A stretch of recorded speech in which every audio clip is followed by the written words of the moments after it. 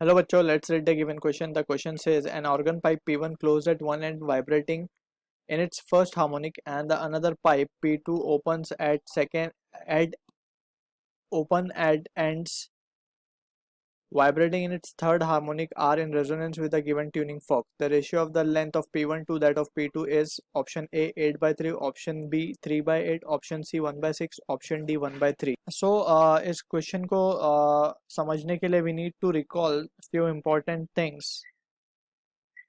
So यहाँ पे for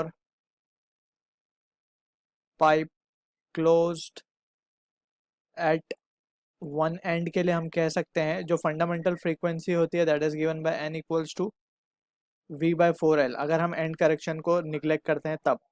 alright, so this is the fundamental frequency and ये case में हमें जो हार्मोनिक्स मिलते हैं, सो this is the fundamental frequency of first harmonic और यहाँ पे जो हार्मोनिक्स मिलते हैं वो हमें मिलते हैं 1 3 5 7 and so on. Alright, so यहाँ पे सिर्फ हमें odd multiple of harmonics we get. So that thing we need to remember for pipe close at one end or pipe open at both end, pipe open at both ends. So यहाँ पे जो हमें fundamental frequency of first harmonic मिलता है that is equals to V/2L. Alright, और यहाँ पे सारे ही हार्मोनिक्स अवेलेबल है that is first second third fourth and so on. Alright, so ये दो चीज़ का difference we need to be clear with. अब उसके बाद क्या करना है हमें हमें गिवन है P1 ऑर्गन पाइप है. ऑलराइट, सो उसकी लेंथ P1 है actually. So we can say और it is vibrating in first harmonic, so we can say therefore N1 will be equals to V upon 4P1. Alright, इसको हम equation 1 कह देते हैं. And अब बात करें जो पाइप बोथ एंड से ओपन है P2 वो थर्ड हार्मोनिक में रेजोनेट कर रहा है. So we can write P2 sorry we can say उसकी जो फ्रीक्वेंसी होगी वो let suppose N2 and it will be equals to हम मान लेते हैं third harmonic that means 3V/2P2.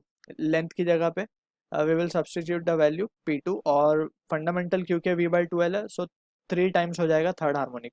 So this is the condition we have been given with.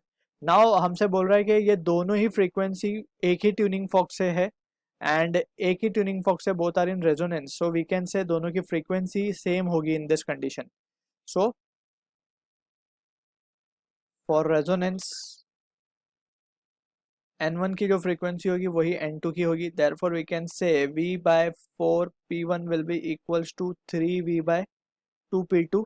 सो यहाँ से वी कैन से जो रेशियो हमें चाहिए P1/P2 का वो आ जाएगा. P1/P2 will be equals to यहाँ से V and V will get cancel out. So this will be equals to 3 by this will be equals to 2/12 that is 1/6. So हम देखें तो option C is the right answer to the question. I hope you understood the solution. All the best.